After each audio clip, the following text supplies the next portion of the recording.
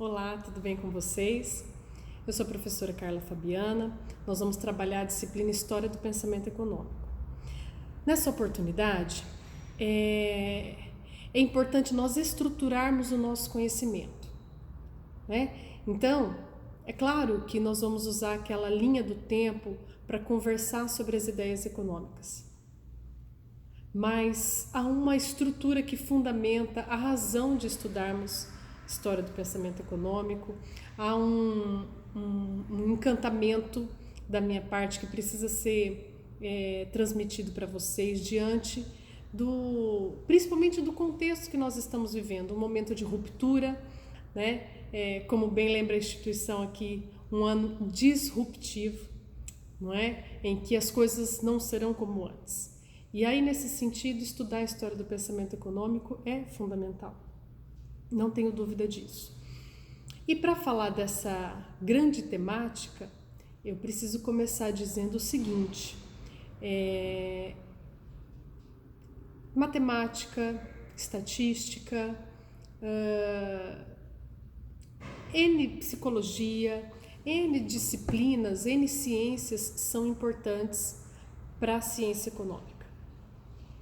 Na verdade, todo mundo científico deve conversar entre si, né? E a ciência econômica, ela em boa parte do tempo recente, ela colocou a história num degrau abaixo e colocou matemática num degrau acima. E de forma alguma que matemática é menos que história para a economia, justamente por conta das modelagens, enfim, estatística, muito fundamental para as nossas análises. Mas interpretar conjuntura, entender contexto, uma análise ampla e inteira requer uma abordagem historiográfica. Daí essa disciplina ser apresentada para você, aluno, como fundamental, ok? Então, desde já um convite para você trilhar comigo nessa caminhada do conhecimento, conhecendo contextos, períodos, dinâmicas, histórias diferentes, mas que precisa dessa disposição interna para fazer esse percurso, ok? Pois bem, o que é muito importante ter em mente, né? Então, praticamente hoje é uma conversa, né? Não é nem um formato de aula, não estou aqui, estou zero de material aqui, mas é um assunto que me encanta. É tratar de como nós chegamos na importância da história do pensamento econômico e aqueles que antecederam os grandes economistas que nós conhecemos. É basicamente isso hoje, tá? Então vamos começar do seguinte: a economia, a gente começa a pensar sob essa perspectiva de economia já utilizando os primeiros sistemas dito econômicos. Civilização egípcia, lá na Mesopotâmia. O que isso significa? Quando os homens começaram a se aglomerar, formando as cidades, né? E as cidades, elas vão se formando intrinsecamente relacionada com o aspecto que nós conhecemos hoje por economia. Então, por exemplo, a civilização egípcia, ela vai se voltar ao rio Nilo. Afinal de contas, ele é um grande protagonista do Egito, né? As sociedades começam a se formar em volta desse rio, que através das suas enchentes, do seu ciclo, permitia um contexto agrícola importante, interessante, e foram se formando os comércios. Não vamos divagar muito, adoro filosofar, mas não vamos ficar por ali, senão a gente não chega onde é importante chegar. E aí, essa sociedade, seja egípcia, mesopotâmica, enfim, essas primeiras sociedades representam, a partir dessa particularidade voltada para que a partir dessa proximidade com os rios cria essa característica de comércio a partir das cidades, vão ser aquilo que a gente imagina dentro da história econômica como um primeiro sistema econômico. Até aí nós não estamos falando das ideias econômicas, mas como isso vai se formando.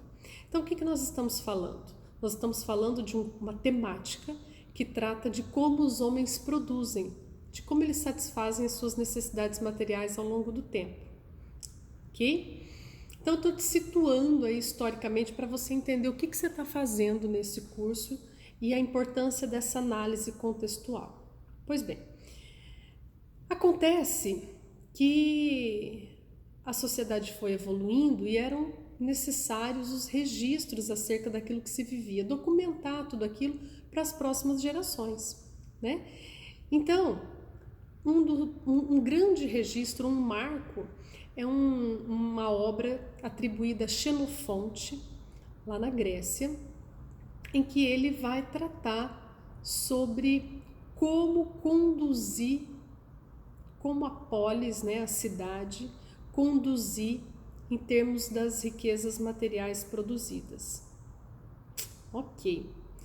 E ele vai fazer uma obra chamada O Econômico.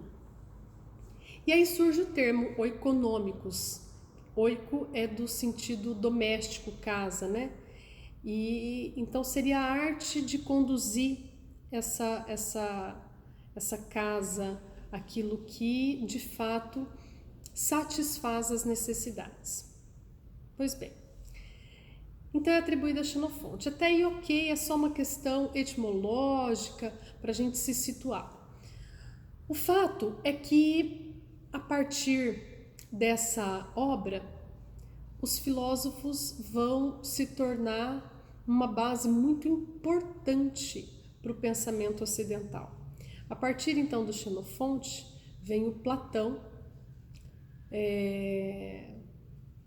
trazendo essa questão da polis, né? A cidade, o coletivo, com essa abordagem do todo. E aí você pode, no teu material, tem como você esmiuçar isso, é muito tranquilo. O fato é que Platão tem um papel importante, mas vem o Aristóteles com uma pegada mais ferrenha. Ele vai falar daquilo que até hoje é associado ao contexto econômico, que é a produção, distribuição, consumo das mercadorias. Então ele vai fazer um arcabouço mais estruturado, né? Vai levantar questões como aquisição natural, aquisição artificial, contestar o excesso produtivo, no sentido de gerar uma desigualdade na polis.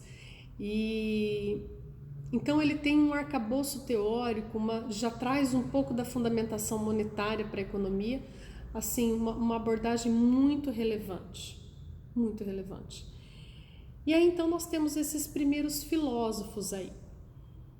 Pois bem, nós estamos dando saltos históricos, né? E aí, com o fortalecimento do Império Romano, entra em cena, protagonizando as grandes ideias ou a influência sobre o mundo, o Império Romano. O grande legado dele, mais precisamente, se dá no âmbito jurídico, com a questão dos direitos naturais, o esclarecimento, o tratamento sobre propriedade privada, aquilo que é particular, né? A coisa da res pública, né? A diferença com o privado. Então, o contexto do Império Romano também muito relevante, mas principalmente naquilo que até hoje nós conhecemos da área jurídica, né? Então, a questão das leis, né? O direito inalienável, enfim, papéis muito relevantes esses dos filósofos, do período romano, dos romanos em si, mas percebam que até agora a economia não é aquilo que a gente conhece hoje. Nós estamos falando de uma economia com uma abordagem para aquilo de como deve ser feito, ou seja, com uma perspectiva mais ética da coisa, né? Na verdade, vocês vão perceber, principalmente depois nas próximas aulas, que essa consolidação da ciência econômica, ela vai se dar com Adam Smith, a partir da Revolução Industrial, tá? Aí isso já em meados do século XVIII. Então, até o século XVIII, o que nós temos é uma economia associada à ética, ela não tem essa estrutura de ciência, até porque nesse meio tempo ali, em meados do século XVIII, vai se dar o período do iluminismo, essa exacerbação da razão, e daí, né, a questão da racionalidade, da individualidade, a noção de indivíduo em detrimento ao coletivo, né, são formas de pensar diferentes, ok? Então, você está sendo encaminhado para essa disrupção. Legal, né? São quebras de um sistema. Mas a gente está dando saltos históricos, a história é assim, né? Ok. O que é importante até agora você gravar? Que a abordagem dos filósofos vai sustentar o pensamento ocidental. Nós nunca vamos nos desvincular dele. Até os dias atuais, nós estamos sempre apoiando em ideias passadas, daquilo que nos precede. Por isso a história é fundamental, né? Eu não posso explicar a Carla, a professora Carla, a pessoa Carla, a mãe Carla, sem entender onde eu nasci, qual era o contexto histórico, quem são meus pais, qual é a minha materialidade do dia a dia. E a história é assim, não tem como eu te falar o que é a pandemia hoje sem eu fazer uma análise histórica. Por isso que nós estamos fazendo essa caminhada. Então tá, eu falei dos primeiros filósofos, do Império Romano, e é importante dizer que por volta dos... não vou precisar a data aqui, com a queda de Constantinopla, se dá o declínio do Império Romano. Aí nós estamos entrando num período que alguns autores chamam de Idade das Trevas e outros contestam. Então a gente não vai falar de ciência propriamente, mas da parte econômica. E aí nós temos que falar do período feudal. Nesse período feudal, o papel da igreja é muito forte, muito relevante. Tanto é que em 1330, com a peste negra, que é uma pandemia fundamental para que nós possamos olhar para o que nós estamos vivendo hoje, as pessoas achavam que aquele mal que acometia a humanidade eram forças demoníacas, forças do mal, mas não havia uma abordagem científica relevante. Uma epidemia que dizimou 1/3 da população da Europa e da Ásia ali, né? Então esse período medieval tem muito do papel da igreja, dos pensadores da teologia. Daí o papel de Santo Agostinho com a questão da salvação, né? A perspectiva da salvação, os cristãos, não cristãos. E aí a gente poderia entrar na filosofia cristã aqui, mas não é o caso. Temos também São Tomás de Aquino, que vai dar uma flexibilizada um pouquinho no pensamento de Santo Agostinho, mas o fato é que a igreja, com uma visão predominante acerca de que emprestar dinheiro a juros era ruim, era usura, era pecado, com uma perspectiva de que o trabalho era algo que denegria a imagem, sem essa valorização do trabalho, que é uma perspectiva grega, baseada na teoria aristotélica, né? Porque lá na Grécia predominava o modo de trabalho escravocrata. Então o trabalho era algo menos ali, né? Um negócio para as pessoas que estudavam, as pessoas que governavam não podiam trabalhar, né? Isso vai mudar no período feudal porque é um outro sistema, é uma outra forma de ver o mundo, em que o trabalho era fundamentado em laços de servidão. Então, os servos prestavam serviços aos seus senhores, dentro de um aspecto jurídico que era o feudo, um pedaço de terra, e aí você tem os detalhes aí nos seus materiais, né, os conceitos de cada coisa, mas o que predomina para nós aqui é a ideia do modo de trabalho, baseado em laços de servidão, com um Estado descentralizado, fragmentado, fruto da questão do período romano, ok? Guerra, fome, epidemia, não tem como não falar de epidemia, né? Esses elementos foram fundamentais para romper o feudalismo, disrupção. Um outro sistema se dá.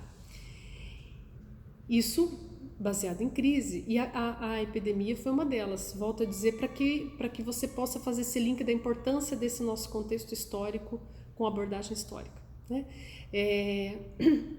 Então, a partir desse cenário de guerra, de epidemia, se dá a transição do feudalismo ao capitalismo. Aí sim a teoria econômica vem mais estruturada. Mas esse período aí vai se transformar, essa transição vai acontecendo gradativamente num contexto que é importante e fundamental dizer, o Brasil aparece nesse cenário aí, que é o mercantilismo, né? O mercantilismo vai ser vai caracterizar essa transição. E essa transição está pautada em quê? Um Estado forte, um Estado militar forte, mas uma nobreza, né? Uma pirâmide bem fragmentada e dividida, né? Nobreza, clero e plebe, né? Então, um período que economicamente, em termos de doutrina econômica, não de escola estruturada, ainda que tivessem pensadores que a gente pode elencar, e isso está disponível no trabalho, mas a grande pegada do mercantilismo era esse Estado forte, querendo a riqueza através do ouro e da prata. A grande característica do mercantilismo, buscando esse enriquecimento, essa acumulação. Essa palavrinha acumulação vai ser fundamental para entender o capitalismo. Porque é a partir dessa acumulação primitiva, segundo inclusive Karl Marx, ela vai promover o capitalismo da forma como ele se deu. Tá? Então, o mercantilismo, embora tivesse variações, o inglês, o espanhol, o francês, mas a linha mestra era o enriquecimento através de ouro, prata, de metais preciosos, com um Estado muito presente, com um Estado forte. Ok? No entanto, na França, né, aquela galera toda culta, chique, né, inteligente, vai surgir um movimento que aí sim nós podemos pensar como uma primeira escola estruturada. Esses franceses vão falar da importância do papel da agricultura, mas vão romper com a questão da abordagem mercantilista, com esse papel desse Estado comerciante forte. São os fisiocratas. E aí nós começamos a adentrar um cenário maravilhoso das escolas econômicas, e aí a gente consegue ter essa coisa mais estruturada mesmo, na qual nós temos Quesnay, como François Quesnay, um médico que acabou se apaixonando por economia. Ele vai fazer inclusive aquela tábua econômica, né, descrevendo o papel dos agricultores, fazendeiros, a questão da renda da terra, ou seja, a fisiocracia aparece dando essa importância para a agricultura, lembrando que nessa época, por conta do iluminismo, a razão ela vinha como, por isso no período de luzes, né, para abafar, para trazer luzes mesmo, não tem um outro termo, porque eu tô me lembrando que eu usei a noção para o período feudal. Esse iluminismo vem em contrapartida das trevas do período feudal, né? Então, a razão como a grande senhora em detrimento daquela coisa espiritual da igreja, né? Então, a fisiocracia ela vai ser uma escola fundamental, da qual autores como Adam Smith, Davi Ricardo, Karl Marx vão beber dessa fonte para tratar sobre a teoria do valor do trabalho.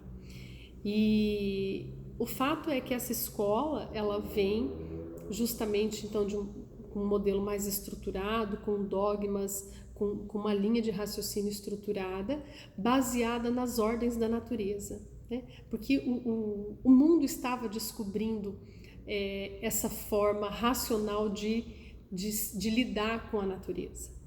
Então, muito se descobria sobre física, anatomia, as mais diversas ciências, e a economia vai surgir bebendo dessa fonte. Então, o Quesnel desenha aquela tábua econômica, e hoje utilizada com o termo de fluxo circular, justamente lembrando do fluxo do corpo, do fluxo sanguíneo, mas bebendo dessa fonte aí das ciências que estavam se desenvolvendo nesse cenário.